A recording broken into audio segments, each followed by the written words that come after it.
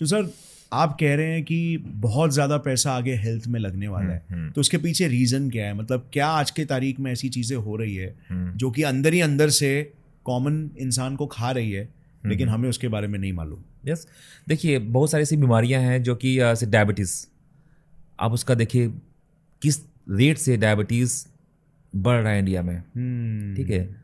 दूसरा है कि कैंसर का प्रिवलेंस बहुत ही तेज़ी से बढ़ रहा है इंडिया में। उसके रीजंस बहुत सारे हो सकते हैं, जेनेटिक भी एक उसमें रीज़न है, दूसरा स्ट्रेस है, इन्वायरमेंटल है, स्ट्रेस है, बहुत सारे फैक्टर्स हैं। पांचवा छठवां फैक्टर ये भी है कि हाईली एंडोगैमस सोसाइटी। तो मैं तो बात करूंगा सिर्फ हाईली एंडोगैमस सोसाइटी, जिसकी जो कि इंडिया की 40 to 50% ऐसी पॉपुलेशंस हैं जो कि हाईली एंडोगैमस हैं। पूरे दुनिया में उतने एंडोगैमस कोई नहीं है, कोई पॉपुलेशन नहीं है। राइट। तो वो भी एक बहुत बड़ा फैक्टर है। तो इकोनॉमिक बर्डन हेल्थ सेक्टर में बहुत ही ज़्यादा होने वाला है। तो सर ये एंडोगेमी का थोड़ा सा क्या आप बता सकते हैं कि ये जेनेटिकली मतलब एक जीन के लेवल पे क्यों एक वल्नरेबिलिटी क्रिएट करता है, और अगर एक एंडोगेमस मैरिज होता है तो फिर ऐसा क्यों है जेनेटिक लेवल पे कि वो बच्चा जो है वो ज़्यादा प्रोन हो जाएगा जेनेटिक बीमारियों के लिए? क्या लिंक है उसका? मान लीजिए कि एक म्यूटेशन हुआ, डीएनए में चेंज हुआ मेरे अंदर, ठीक, तो वो म्यूटेशन जाएगा हमारे बच्चे में। तो वो म्यूटेशन क्या रहेगा? हेट्रोजीनस रहेगा, मतलब कि एक डीएनए की एक कॉपी में म्यूटेशन है, दूसरा वाला सही है, वहाँ म्यूटेशन नहीं है। ओके, ठीक। जब वो म्यूटेशन दोनों डीएनए में आ जाएगा तब वो होगा खतरनाक, ठीक है। मान लीजिए मेरे अंदर हो गया, मेरे बच्चे में गया, पास ऑन हुआ, मेरा बच्चा कहीं और शादी किया, उसी कम्युनिटी में ही, ठीक है। तो हमारे जो 10 जनरेशन बाद जो होगा म्यूटेशंस, अच्छा, ठीक है, वो 50 लोगों में हो जाएगा। 50 जनरेशन के बाद क्या हो जाएगा म्यूटेशन? वो हो जाएगा 2500 लोगों में, ठीक है, घूमने लगेगा। यस। और 30वें जनरेशन के बाद हो सकता है कि हमारे डिसेंडेंट 2 लोग शादी कर लें, 2 लोग मिल जाएं। तो अब क्या हुआ? म्यूटेशन क्या हो गया? कंप्लीट दोनों कॉपी में आ गया ना। तो अब जो है वो इफेक्ट करेगा। तो वही हुआ है, हमारे 30 जनरेशन पहले जो म्यूटेशंस हैं वो हमारे अंदर भी हैं, और वही म्यूटेशंस हमारे पार्टनर में भी है। अब वो मिल गया, उसके मिलने के चांसेस 10% हो गया, 15% हो गया। तो उसमें जो है म्यूटेशंस हो गया रिसेसिव, मतलब जो कि अब जो है असर दिखाएगा। तो सबसे बड़ा अभी जेनेटिक बीमारियों में यही हमारे अंदर है, एंडोगैमस बेस्ड म्यूटेशंस या एंडोगैमस बेस्ड जो शादियां हो रही हैं उसकी वजह से जो म्यूटेशंस हो रहे हैं वो मोस्टली क्या हो गए हैं? रिसेसिव हो गए हैं। अगर 5% लोगों में भी हो गया रिसेसिव म्यूटेशंस, तो हमारी आबादी अगर है 100 करोड़ की, तो 5 करोड़ लोग बीमार पड़ेंगे। तो सोचिए कितना बड़ा इकोनॉमिक बर्डन होगा गवर्नमेंट के ऊपर। राइट। और इस बारे में आई थिंक लेकिन जिस तरीके से प्रथा है तो अवेयरनेस आना चाहिए। तो मैं इवन लोगों को लगता है कि मेरे साथ ऐसा नहीं होगा। राइट। इंडिया में लोग यही सोचते हैं, आप कितना भी पैसा कमाओ, आप वेल्दी हो, तब भी लगेगा नहीं मेरे साथ नहीं होगा ऐसा। बहुत ही कैजुअल लोग होते हैं, सारी चीजें डिस्टिंक्ट लगती है। एग्जैक्टली, नहीं मेरे साथ ऐसा नहीं होगा।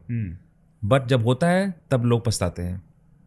राइट। तो मैं तो ये रिकमेंड करूंगा, जो लोग भी यहाँ व्यूअर्स हैं जो अफोर्ड कर सकते हैं, आप जेनेटिक टेस्टिंग कराइए। उसको बोलते हैं IBD score, identity by descendant. आप लोग 2 लोग कितने क्लोज हो जेनेटिकली, आप देख लो।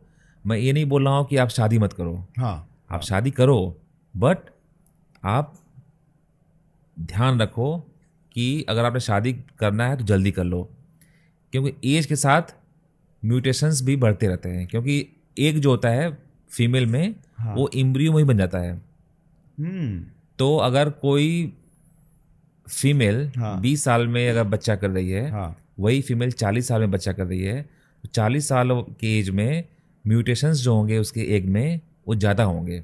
ओके, इसीलिए ऐसे कहते हैं कि जो ओल्डर वुमेन बच्चा पैदा करती है तो डिफॉर्म्ड होने के चांस बढ़ जाते हैं। तो अगर आपको जो है इस टेस्ट का ये फ़ायदा होगा कि आप अपना नेक्स्ट जनरेशन को इम्प्रूवमेंट के लिए आप कुछ कर पाओगे, आपके पास टाइम होगा। ठीक, आप बच्चे जल्दी कर लो।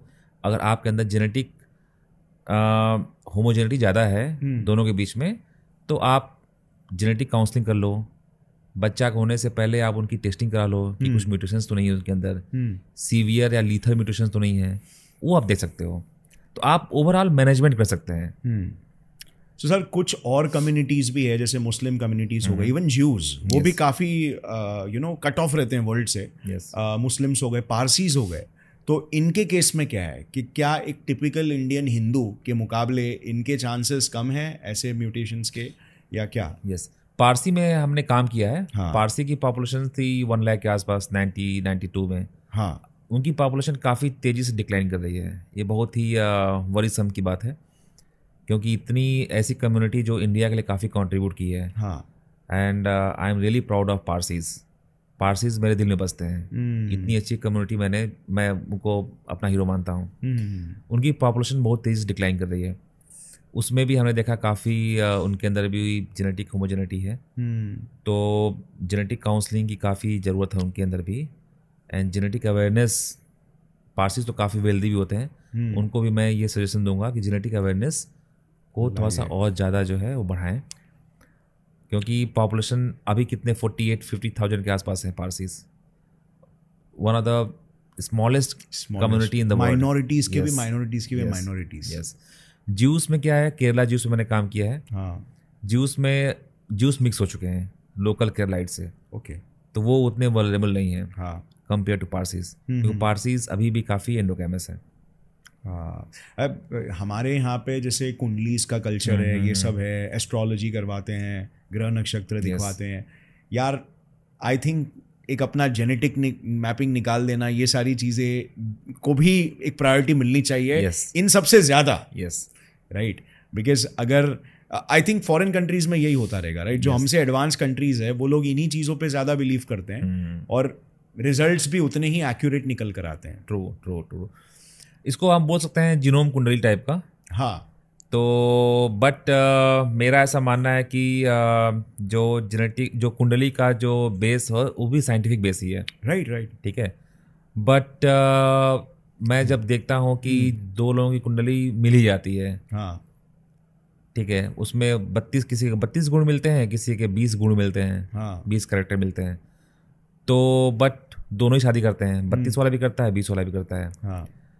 ठीक है, बहुत ही कम ऐसे केसेज होते हैं जिसमें कि कुंडली मैच नहीं होती है।